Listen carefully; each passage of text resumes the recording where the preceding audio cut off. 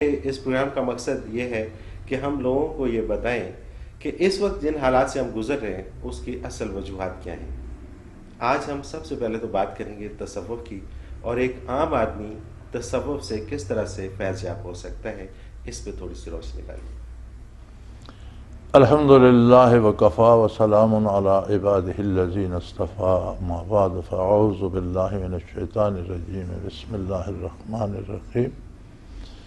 الحمدللہ آپ تشریف لائے، خوش آمدید۔ اللہ کرے آپ کی ہماری گفتگو سے لوگوں کو فائدہ پہنچے۔ تصوف جزو حیات ہے،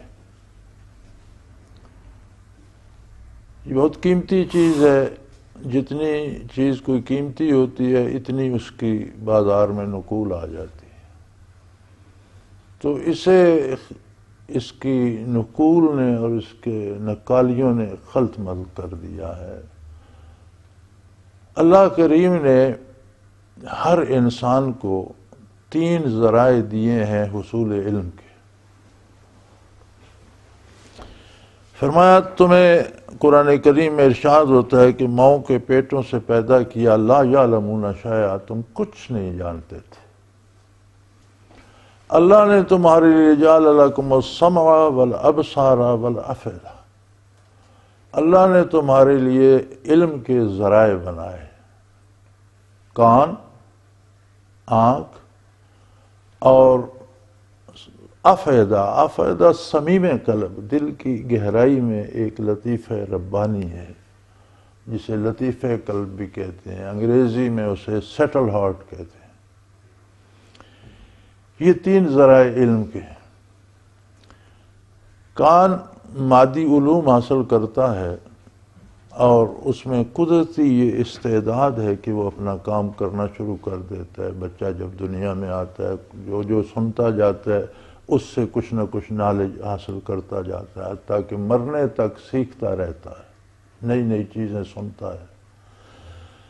بصر مادی چیز ہے، اسے کسی کی ضرورت نہیں، جو کچھ آنکھ دیکھتی ہے وہ دل پہ نقش ہوتا جاتا ہے۔ آنکھ اور کان مل کر انسان کو نالج دیتے ہیں، علم دیتے ہیں، اسے پتہ چلتا ہے مجھے کیا کرنا ہے، کیا نہیں کرنا، کیا مفید ہے، کیا مضر ہے، کیا خوبصورت ہے، کیا بدصورت ہے، وہ اپنے لیے راستے متعین کرتا ہے۔ لیکن عجیب بات ہے کہ یہ جو کان اور آنکھ ہے یہ صرف انسان کو نہیں ملی، ہر ذی روح کو، ہر جانور، ہر ذی روح سنتا بھی ہے، دیکھتا بھی ہے۔ اب جانور جو ہیں ان کا مزاج تخلیقی ہے، فطری طور پر اللہ نے انہیں راستے متعین کر دیے، اس کے اندر وہ سوچتے ہیں۔ ایک جانور جو حیوان ہے، کوئی بیل اڑنے کی نہیں سوچے گا اور کوئی پرندہ چلنے کی نہیں سوچے گا۔ ان کا مزاج ایسا ہے کہ وہ سوچیں گے، دیکھیں گے تو کہاں سے اڑنا ہے، کیسے اڑنا ہے، جانور چلنا کہاں سے ہے، خوراک کہاں سے ملے گی، وہ اپنا کام کرتے۔ انسان اللہ کی ایک عجیب مخلوق ہے کہ یہ جتنے کچھ نعمتیں دنیا میں ذی ارواح کو دی گئیں وہ ساری خصائل اس میں موجود۔ یہ درندہ بھی بن سکتا ہے، درندگی بھی آ سکتا ہے، یا آپ اسے دیکھ رہے ہیں سیاروں میں اڑ رہا ہے، طیاروں سے سیاروں اپنے علم کو ریسائیکل کرتا ہے، اور جتنے باقی مخلوق میں جتنے شعبے ہیں یہ سارے بیک وقت اپنا سکتا ہے۔ اس لیے اسے پھر ساتھ افئدہ دیا کہ سمع و بصارت سے ان دونوں سے کام لے کر یہ بے مہار نہ ہو جائے، انسان ہوتے ہوئے درندوں کی طرح زندگی بسر کرنا نہ شروع کر دے، انسان ہوتے ہوئے یہ جانوروں کی طرح دوسروں کی چیزیں کھانا چرانا نہ شروع کر دے۔ تو اس کی انسانیت کو قائم رکھنے کے لیے اسے ایک تیسرا ذریعہ علم دیا، اور وہ ہے افئدہ، انتہائے قلب میں۔ یہ افئدہ کہاں سے حاصل کرے؟ کان نے تو عام معاشرے سے حاصل کیا، بصارت نے بھی عام اس کے لیے اللہ کریم نے انبیاء مبعوث فرمایا، اور پہلا انسان جو زمین پہ جلوہ افروز ہوا آدم علیہ السلام، وہ خود نبی تھے۔ تب سے لے کر حضور نبی کریم صلی اللہ علیہ وسلم تک مسلسل انبیاء آتے رہے، حتیٰ کہ آپ تشریف لائے تو آپ اتنی جامعیت کے ساتھ آئے کہ پھر کسی نبی کے آنے کی قیامت تک ضرورت ہی نہ رہی۔ اور اس پہ یہ 14 صدیاں بھی گواہ ہیں کہ ہر سوال کا جواب جو کتاب آپ لائے اس میں بھی موجود ہے، آپ کی سیرت عالی میں بھی موجود ہے۔ حالانکہ حالات بہت بدل گئے ہیں، بہت چینج آ گئے، بالکل چیزیں بدل گئی لیکن آج ہیں۔ بھی ہمیں ہر سوال کا جواب اس زمانے کو دیکھیں اور آج کو دیکھیں تو کہاں انسان چاند پہ قدم رکھ چکا ہے، لیکن وہ ہر سوال کا جواب قرآن میں بھی موجود ہے، حضور کی سیرت میں بھی موجود ہے۔ یہ قرآن اور حضور کی سیرت سے رابطہ کیسے ہو؟ قرآن کو اگر ہم محض ایک کتاب کے طور پر جانتے ہیں تو نو پرابلم، ہم کتنی کتابیں پڑھتے ہیں، ایک کتاب یہ بھی صحیح، کتنی زبانیں ہم سیکھتے ہیں، ایک عربی بھی صحیح، پھر تو یہی رہے گا۔ اس کے لیے اللہ نے سب سے سینسٹیو، سب سے حساس، ان قلب کی انتہائی گہرائی میں جو آفید ہے اس کو رکھا۔ جب وہ مستفید ہوتا ہے نور نبوت سے، پھر جا کر اہمیت کا اندازہ ہوتا ہے کہ قرآن کی کیا اہمیت ہے، حضور کی اسوہ حسنہ کی کیا اہمیت ہے۔ پھر زندگی کا کوئی گول بنتا ہے کہ مجھے زندگی میں صرف کھانا نہیں ہے، صرف لباس نہیں ہے، صرف عہدہ نہیں ہے، صرف بڑائی نہیں ہے، بلکہ مجھے زندگی صرف کرنی ہے اور اس کے نتیجے میں اللہ کا قرب پانا ہے، اس کے نتیجے میں بارگاہ نبوت میں باریاب اور کامیاب ہونا ہے۔ اور یہ نسبت آتی ہے نبی علیہ السلام سے، اور انبیاء کو اللہ کریم نے نبی صلی اللہ علیہ وسلم کو سورج سے تشبیہ دی، شمس منیرہ، روشنیاں بکھیرنے والا سورج۔ سورج ساری کائنات کو روشنی عطا کرتا ہے، اسی طرح نبی کے وسلم کا قلب اطہر ساری کائنات کو وہ روشنی عطا کرتا ہے۔ اس اپنے قلب کی گہرائی میں نبی صلی اللہ علیہ وسلم سے وہ روشنی وصول کرنا اور اس سے زندگی کو تعمیر کرنا، یہ تصوف ہے۔ اچھا، یہ قلب کی گہرائی تو ہر شخص کے اندر موجود ہے، لیکن اس میں وہ روشنی لانا، اس کو حاصل کرنا، اس کا کوئی خاص طریقہ ہے؟ اس کا ایک خاص طریقہ ہے کہ آپ دیکھیں عام لوگ تھے معاشرے کے، اور ہر طرح کے جو حالات اس وقت کے تھے ان میں وہ بھی ملوث تھے۔ جس طرح کا معاشرہ تھا، چوری چکاری، ڈاکہ زنی، شراب نوشی، بدکاری، جو کچھ معاشرے میں تھا، بت پرستی، سارے لوگ اسی معاشرے کے تھے۔ لیکن جب ان نور ایمان سے حضور اکرم صلی اللہ علیہ وسلم کے سامنے آئے تو صحابی ہو گئے۔ صحابی کا اصطلاحی یہ لفظی مطلب تو صحبت یافتہ ہے، لیکن اصطلاح شریعت میں صحابی اسے کہتے ہیں جس نے نبی کریم صلی اللہ علیہ وسلم کی صحبت سے فائدہ حاصل کیا ہو۔ اب آپ دیکھیں دنیا میں عالم عام آدمی سے بہت قیمتی ہوتا ہے، بہت معزز ہوتا ہے، عالم سے پھر ولی اللہ بہت معزز ہوتا ہے۔ اگر ساری دنیا بھی ولایت حاصل کر لے اور سب کی ولایت جمع کی جائے تو صحابی کی خاک پاک کو نہیں پہنچتی۔ سبحان اللہ، یعنی اتنا بلند مرتبہ یہ کس سے ہو گیا؟ ایک نظر سے۔ وہ کیفیات جو قلب اطہر میں تھیں، جب وہ نور ایمان لانا، کلمہ پڑھنا، یہ فائدے میں زندگی پیدا ہو جاتی۔ ایمان نہیں لاتا، کلمہ نہیں پڑھتا تو یہ مردہ ہے۔ جب اس نے ایمان لایا، متاثر ہوا، اس نے سمع سے، بصارت سے کام لیا، دیکھا یہ آدمی سچ کہہ رہا ہے، یہ آدمی اچھا ہے، ایمان لایا تو یہ بھی ایکٹیویٹ ہو گیا۔ اب ایک نظر پڑی حضور کی یا چند لمحے صحبت نصیب ہوئی، اگر حضور کی نظر نہیں پڑی، اس کی نظر حضور پر پڑ گئی تو بھی صحابی ہو گیا۔ وہ کچھ کیفیات اس میں ایسی صلاحیت کر گئیں کہ اس کی منزل حیات رضائے الہی بن گئی۔ کن کن کاموں میں اللہ راضی ہے، کن کن کاموں میں اللہ کا حبیب راضی ہے، وہ کرنے ہیں، وہ مقصد حیات بن گیا۔ تو ایک قوم اس لیے بن گئی کہ سب کا مقصد حیات ایک تھا، سب کا ٹارگٹ ایک تھا، سب ایک منزل کی طرف رواں دواں تھا۔ تصوف کی بات چلتے چلتے یہاں تک پہنچی کہ حضور نبی کریم علیہ السلام سے جب کفار ملتے تھے تو ان پہ اثر کیوں نہیں ہوتا تھا؟ ان کے اندر بھی ایک دل تھا اور اس دل کی بھی ایک گہرائی تھی۔ میں اس کا جواب تو دے چکا ہوں، میں دہرا دیتا ہوں کہ میں نے عرض کیا کہ جب وہ افیدہ ایکٹیویٹ کرتا ہے، وہ ایکٹیویٹ ہوتا ہے ایمان لانے سے. ٹھیک ہے، جب ایمان لے آیا تو پھر وہ اس میں فیوزات کا دریا اس میں آ گیا. اگر ایمان نہیں لاتا تو اس کے دیکھنے کو اللہ کریم نے فرمایا ینظرون الیک وہم لا یبصرون، آپ کی طرف نظریں گھماتے ہیں لیکن دیکھ نہیں پاتے. ظاہری وجود عالی کو تو دیکھتے تھے، ارشادات عالی سنتے تھے تو جواب دیتے تھے یہ تانے دے، وجود عالی دیکھتے تھے تو وار کرتے تھے یہ تکلیف دیتے ایذا پہنچ. لیکن اللہ کریم فرماتے ہیں کہ یہ صرف محمد بن عبداللہ کو دیکھ رہے ہیں، محمد الرسول اللہ کو نہیں دیکھ رہے. تو وہ افیدہ ایکٹیویٹ نہ ہو تو دیکھنا نہ دیکھنے کے برابر ہے. اچھا، ابھی ہمارے معاشرے کے اندر جہاں پر ہم رہتے ہیں ہم دیکھتے ہیں کہ بہت طرح کی برائیاں ہمارے معاشرے میں پائی جاتی ہیں، اور اگر سب کے دل میں، چونکہ سب کلمہ گو ہیں، سب مسلمان ہیں، اور سب کے دل کے اندر وہ دل کی گہرائی موجود ہے، پھر ہم اس تنزلی کا شکار کیوں ہیں؟ آپ کے یہ کیمرے موجود ہیں، ان میں صلاحیت ہے تصویر بنانے کی بھی، آواز ریکارڈ کرنے، لیکن اگر آپ ان کی بیٹری نکال دیں، ان میں الیکٹرک نہ ہو تو کیا کریں گے؟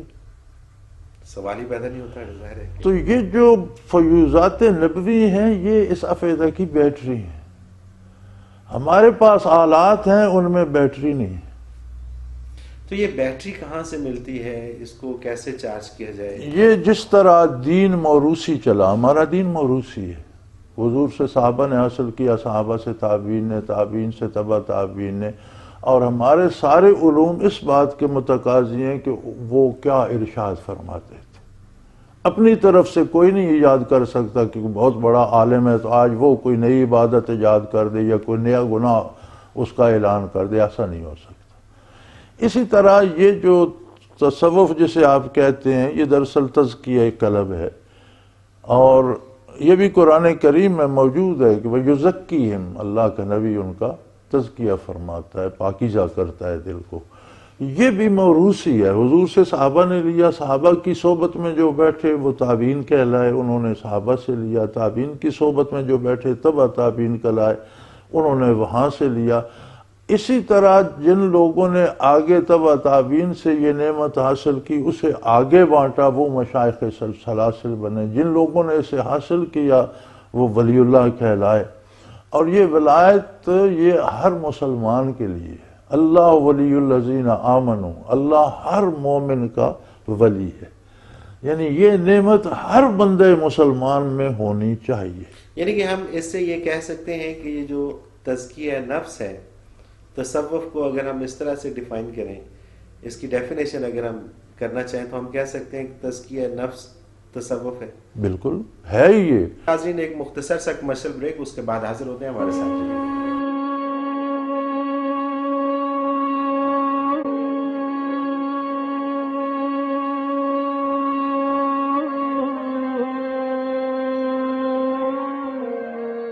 پروگرام میں ایک بار پھر خوش آمدید ناظرین. ہم بات کر رہے تھے تصوف کے حوالے سے، اور ہمارے ساتھ موجود ہیں ہمارے بہت ہی محترم امیر محمد اکرم اوان صاحب. آپ سے بات ہو رہی تھی سر کہ دیکھنا قرآن کریم فرماتا ہے یتلو علیہم آیاتہ ویعلمہ الکتاب والحکمہ ویزکیہم ویعلمہ الکتاب والحکمہ. اللہ کا نبی یتلو علیہم آیاتی، اللہ کی آیات پیش فرماتا ہے، جو قبول کرتا ہے ویزکیہم اس کا تزکیہ فرماتا ہے، وَيُعَلِّمُهُمُ الْكِتَابَ پھر اسے کتاب و حکمت کی تعلیم فرماتا ہے. تو قرآن نے اس کے پہلا درجہ یہ ہے کہ اسلام کی دعوت دی. دوسرا یہ ہے کہ جب وہ اسلام قبول کرے تو اسے یہ کیفیت عطا ہو، تزکیہ ہو اس کا. قرآن کریم کا جو غیر ملکی زبان میں سب سے پہلا ترجمہ ہوا ہے وہ پرشین میں ہوا، فارسی. تو جو تزکیہ لفظ عربی کا تھا اس کا ترجمہ تصوف کر دیا گیا. ٹھیک ہے، تزکیہ کا ترجمہ تصوف یہ میری تحقیق ہے. رائٹ. لوگوں نے بہت سا علماء حق نے لکھا ہے، وہ بھی صحیح لکھتے ہیں کہ صوف کے کپڑے پہنتے تھے اس لیے تصوف، وہ نہیں. میری تحقیق یہ ہے کہ تصوف تزکیے کا ترجمہ فارسی میں کیا گیا اور وہ رائج ہو گیا۔ اچھا، اس میں ایک اور چیز یہاں پر اٹھتی ہے کہ یہ تزکیہ قلب یا تزکیہ نفس جس کی ہم بات کر رہے ہیں، اگر اس کے اوپر عمل پیرا ہوا جائے اور ہر شخص اس کے اوپر عمل کرے اور اپنے دل کو صاف کرے تو کیا ساری برائیاں ختم نہیں ہو جائیں گی؟ ساری برائیوں کو چھوڑو، ہمارا یہ تجربہ ہے۔ میں ربع صدی اپنے شیخ مدد اللہ پاک ان کے درجات بلند کرے، اپنے شیخ کے ساتھ میں ربع صدی رہا، 30 برس ان کے وصال کو ہو گئے، 55 برس ہو گئے۔ 55 برس کا میرا یہ تجربہ ہے، کبھی میرے شیخ نے نہیں پوچھا تھا آنے والے سے کہ تمہارا فرقہ کیا ہے، دیوبندی ہو، بریلوی ہو، حتیٰ کہ شیعہ ہو، سنی ہو، مرزائی ہو، کون ہو، نہیں پوچھا۔ 30 برس میں نے بھی نہیں پوچھا۔ جو اللہ اللہ سیکھنے آیا اسے بٹھا دیا کہ اللہ اللہ جو کچھ ہو رہو اللہ، جس کا قلب روشن ہو وہ خود تلاش کرنے نکل پڑتا ہے قرآن سے، حدیث سے، علماء سے کہ سچ کیا ہے اور سچ کو اپنا لیتا ہے۔ فرقے ختم ہو جاتے ہیں۔ آپ فرقے کیسے ختم کر سکتے ہیں؟ کوئی ہے دنیا میں طریقہ؟ سوال ہی پیدا نہیں ہوتا، بلکہ جب بھی فرقہ واریت کے حوالے سے کوئی بات ہوتی ہے تو ہر زبان خاموش ہو جاتی ہے کہ کہیں ایسا نہ ہو کہ ہمارے زبان سے کہ ہماری زبان سے کوئی ایسا لفظ نہ نکل جائے کہ جس سے فرقہ واریت تضادات زیادہ۔ لیکن ہمارے یہاں یہ ملک صاحب بھی ہے جو آپ ذکر کرتے ہیں، یہ سب گواہ ہیں۔ آنے والے سے کوئی نہیں پوچھتا کہ تمہارا فرقہ کیا ہے، بریلوی ہو، دیوبندی ہو، اہل حدیث ہو، کیا ہو، شیعہ ہو، سنی ہو۔ اچھا آ کے رفع یدین کر رہا ہے، کوئی ہاتھ کھول کے نماز، کوئی نہیں پوچھتا۔ لیکن جب وہ اللہ اللہ شروع کرتے ہیں تو خود ان کے اندر تجسس پیدا ہو جاتا ہے کہ یار حقیقت کیا ہے، اور اس کے مطابق خود کو ڈال لیتے ہیں۔ کوئی فرقہ نہیں رہتا یہاں، کوئی فرقہ نہیں۔ اور اگر یہ فرقہ پرستی یا فرقہ واریت اگر نہیں رہتی تو اس سے دیگر بھی تو بہت سارے جو اس وقت یہ وہ برائی ہے، یہ وہ برائی ہے جس کا علاج نہیں ہے۔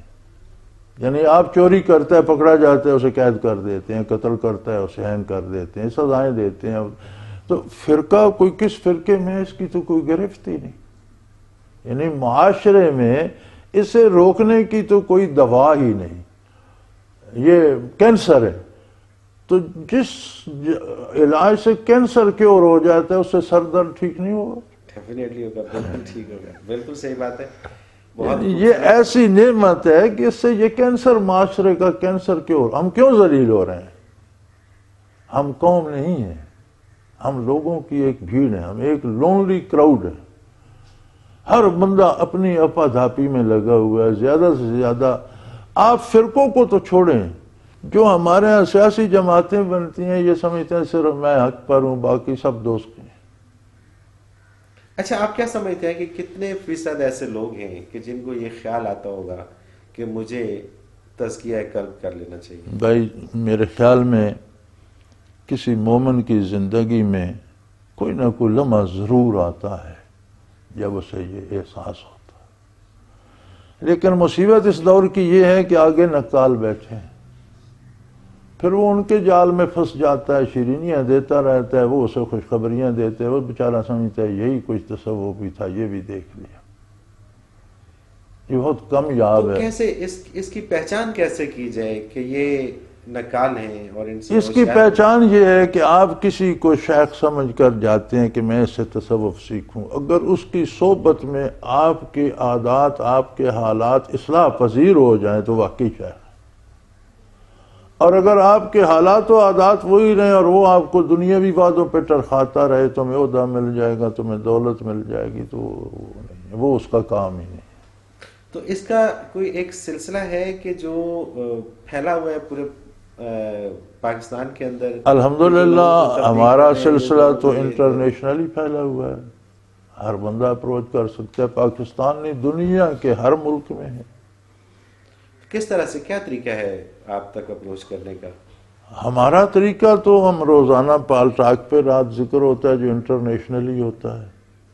صرف اس کا ایک علاج ہے، قرآن کریم نے، دیکھیں قرآن کریم ایک بات ایک دفعہ کہتا ہے وہ فائنل ہوتی ہے اور وہ فیصلہ ہو جاتا ہے، اس میں کوئی ترمیمیں نہیں ہوتی ہیں۔ لیکن ذکر کرنے کے لیے قرآن نے بالواسطہ 700 سے زیادہ مرتبہ حکم دیا ہے، اور بلا واسطہ ڈائریکٹ جسے آپ کہیں وہ 32-34 آیات ہیں۔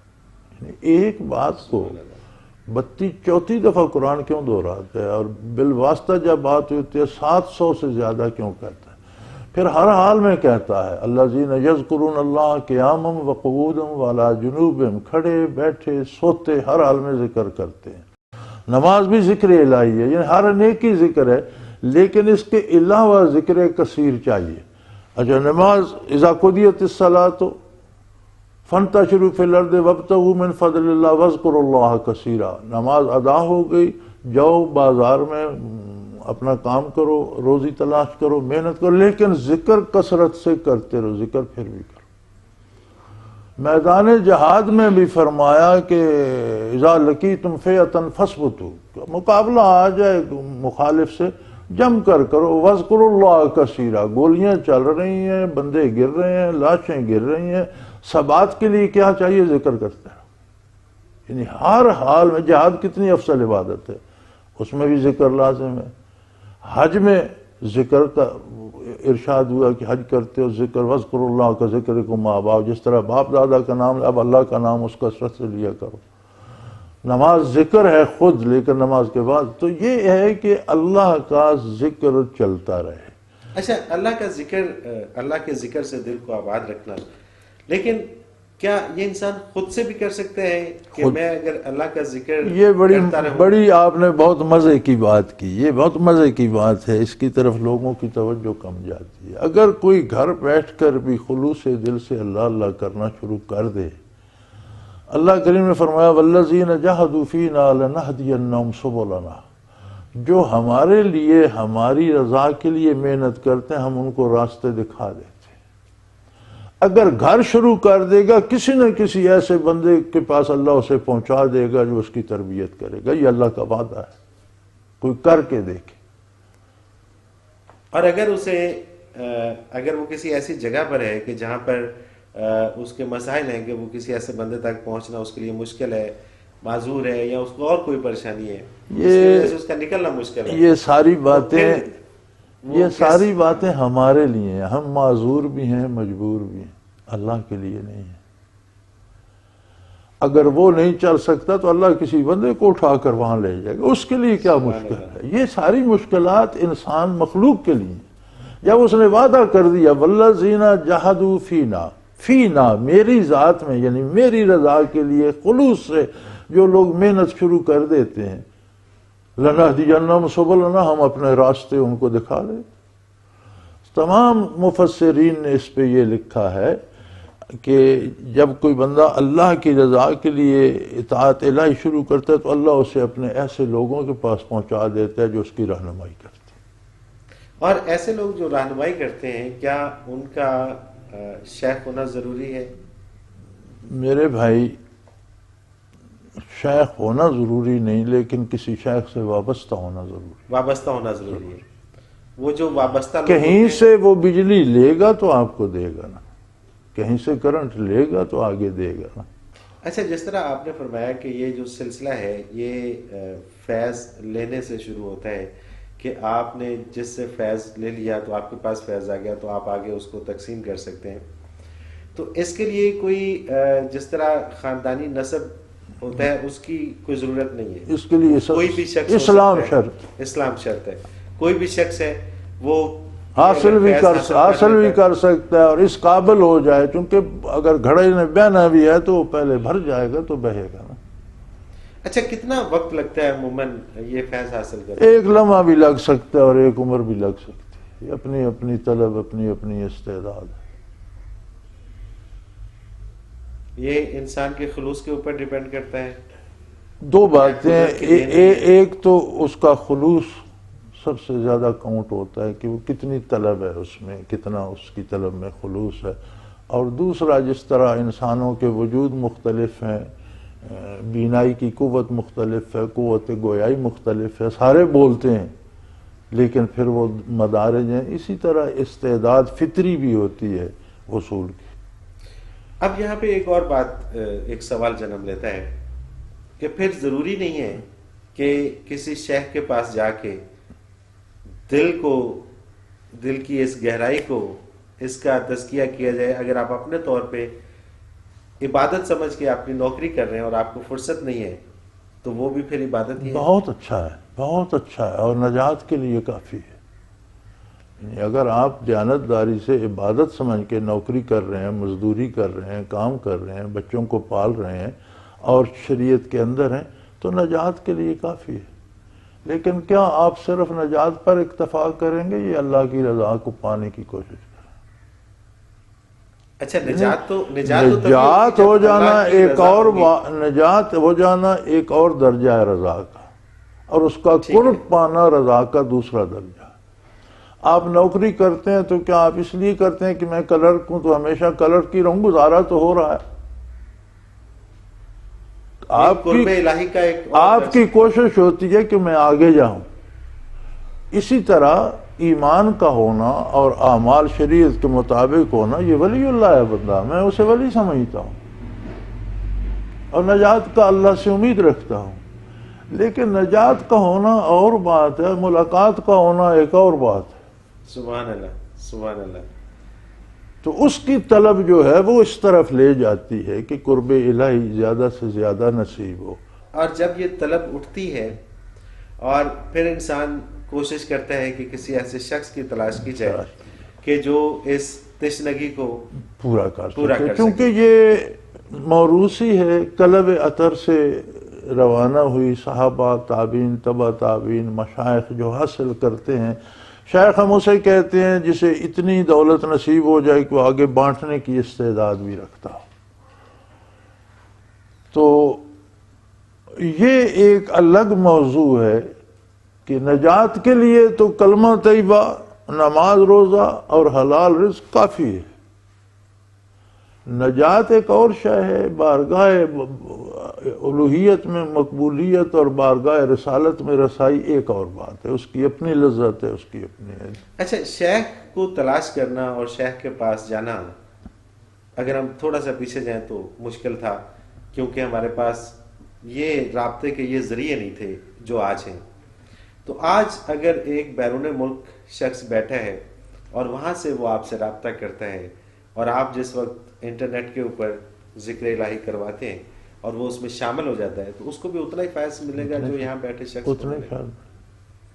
بلکہ لوگ کرتے ہیں. بلکہ میرا خیال ہے یہ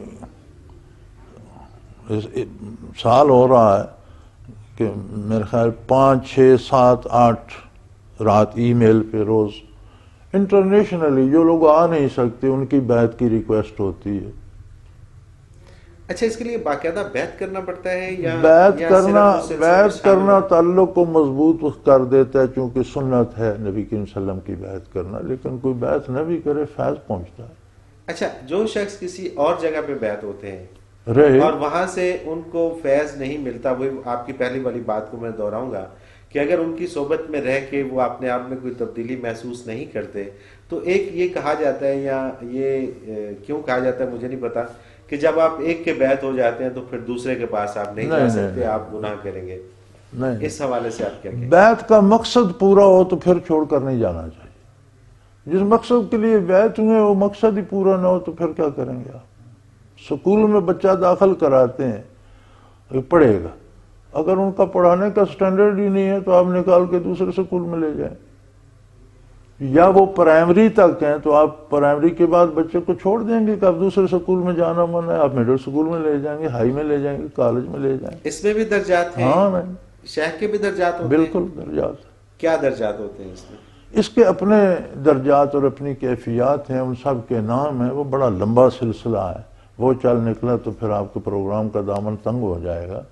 تو اس میں بھی لطائف سے شروع کراتے ہیں، قلب کے ساتھ اور لطائف ہیں، پھر مراقبات شروع کراتے ہیں، عہدیت، مائیت، اقربیت. یہ لمبا سلسلہ ہے. اور اس سلسلے سے جڑ جانے کے بعد اس سلسلے میری ایک چھوٹا سا کتاب چاہے کنوز دل، وہ آپ یہاں سے لیتے جائیے نہیں گا وہ میں تو پڑھ لوں گا، لیکن میں اپنے ناظرین کے لیے جو اس نہیں وقت کچھ بیان آپ کر کو رہا ہوں، اندازہ ہو جائے گا کہ اس میں درجات کس وہ طرح میں نے ہیں۔ پڑھا ہوا، مجھے اس میں اندازہ ہے، میں جو بات کر رہا ہوں وہ صرف ناظرین کے ہاں، لیے کر رہا ہوں تو تاکہ وہ بھی اس بات کو سمجھ یہ سکیں۔ اس میں اتنے اور ایک شخص آپ کے سلسلے کے ساتھ وابستہ ہو جاتا ہے، اس کو کتنا وقت دینا پڑے گا یہ فیض حاصل کرنے کے لیے، اس کو ڈیلی کتنا وقت دینا پڑے گا؟ یہ تو آپ نے فرما دیا کہ ایک لمحہ بھی لگ سکتا ہے اور صدیاں بھی لگ سکتی ہیں، ہم کسی لیکن اس کو کی مشق جو ہے وہ کتنی کسی دیر کو تک؟ باؤنڈ نہیں رکھتے کہ یہاں بیٹھا رہے، یہاں کوئی آتا ہے 15-20 منٹ کے لیے بھی اسے تربیت دے کر، توجہ دے کر، ذکر سکھا کر رخصت اپنا کام کرے،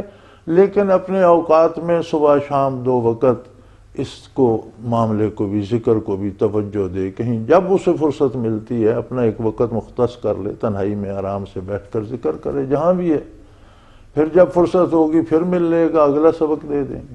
اچھا، ایک شخص آپ سے فیض لے کے چلا جاتا ہے اور وہ اس کی مشق کرتا ہے، کیسے پتہ چلے گا کہ اب وہ اس قابل ہو گیا ہے کہ اب وہ آگے فیض تقسیم کر وہ سکے؟ جب ہمارے پاس آتا ہے تو ہم اندازہ کر رہے ہیں، وہ ایک شیخ ہی اندازہ کرتا ہے؟ نہ وہ شاید یہ تربیت کرنے والے ہی اندازہ کرتے ہیں، ایک استاد ہی اندازہ کرتا ہے کہ اس بچے کو کتنے حساب کتنا یاد ہے، اور اردو کتنی یاد ہے، اور انگلش کتنی۔ حضرت صاحب کیا پیغام دینا چاہیں گے عوام کو کہ وہ اس حوالے سے کہاں جائیں، کیا کریں، اپنی روٹین کس طرح سے بنائیں؟ سادہ سی بات ہے جی، دنیا کی زندگی لمحاتی ہے، وقتی ہے، اس کے بعد جو زندگی ہے وہ ابدی ہے، اس کی ضرور فکر کریں لیکن اسے چھوڑ کر نہیں، یہ زندگی اس طرح جئیں کہ وہ بھی بن جائے۔ وہ بھی بن جائے۔ بہت شکریہ حضرت صاحب، آپ نے ہمیں وقت دیا۔ ناظرین محترم، آج کا ہمارا جو ٹاپک تھا، جو موضوع تھا، وہ تھا تصوف، اور تصوف کے اوپر ایک سیر حاصل گفتگو ہوئی، اور مجھے یقین ہے کہ آپ کو تصوف کے حوالے سے بہت ساری باتیں آج نئی پتہ چلی ہوں گی۔ اس کے ساتھ ہی منورتی کو اجازت دیجیے، اللہ نگہبان۔